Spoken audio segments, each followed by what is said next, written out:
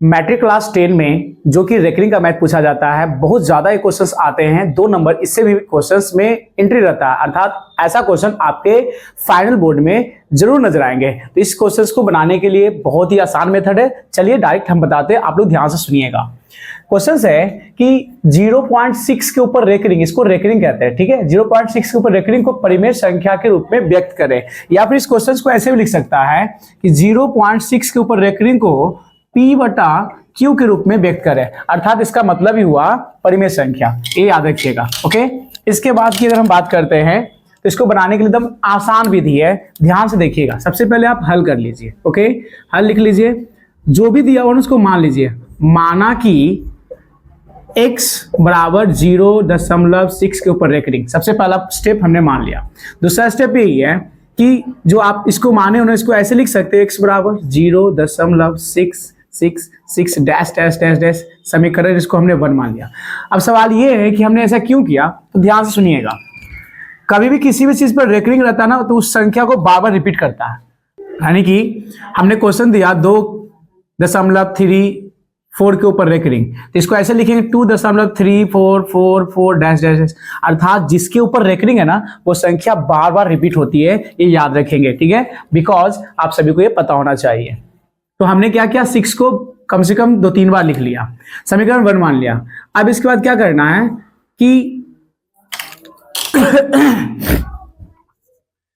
समीकरण 1 में दोनों तरफ 10 से गुणा करने पर, ध्यान से सुनिएगा, हमने क्या किया, जो समीकरण 1 मैंने माना उसमें हमने 10 से गुणा कर दिया। अब सवाल ये आएगा कि 10 से क्यों गुणा किया हमने, तो सिंपल सी वे है, यदि 1 डिजिट के ऊपर रेकरिंग रहेगा तो 10 से गुणा, यदि 2 डिजिट के ऊपर रेकरिंग रहेगा तो 100 से गुणा, और 3 पे रहेगा तो 1000 से गुणा, ये रूल है। तो हमने क्या किया, समीकरण 1 लिख दिया, x बराबर 0.666 डैश डैश डैश, हमने कितना से गुणा बोला था, 10 से ना, multiply by 10 and multiply by 10। आप आगे पीछे कर लो, कोई दिक्कत नहीं है। जब इसको इससे गुणा करोगे तो 10x हो जाएंगे, क्लियर, 10x।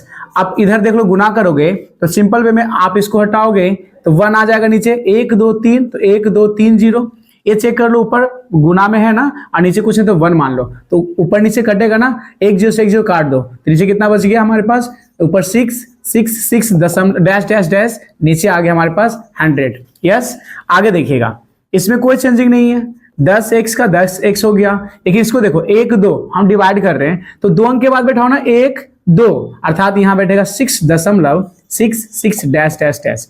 जो ये रिजल्ट निकल के आया ना, इसको मान लीजिए समीकरण 2, बस। समीकरण कितना, 2, समीकरण 1 ऊपर, समीकरण 2 नीचे। अब दोनों को कुछ नहीं करना, सिंपल में दोनों को आप क्या कर लो, घटा लो। हमने किया समीकरण, दिख रहे हैं, समीकरण 2 - 1, देखिए 2 समीकरण बड़ा है ना और छोटा है कौन, 1, तो हमने 2 में से 1 को घटा दिया, कितना है 2, 10x बराबर 6.66 डैश डैश डैश। ओके, और 1 कितना है, तो भाई 1x बराबर 0.66 डैश डैश डैश, अर्थात हमने कर लिया।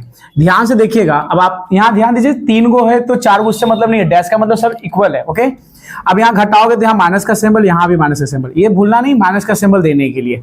चेक करो कि 10 में से 1 x, इसके पास कुछ नहीं तो 1x है, 10 में से 1 घटेगा तो 9 और x का x हो गया, इक्वल टू, यहाँ चेक करो ये वाला पार्ट तो 0 हो जाएंगे, ए भी 0 और ए भी 0, या चाहे कितना भी रहेंगे सब 0 हो जाएगा।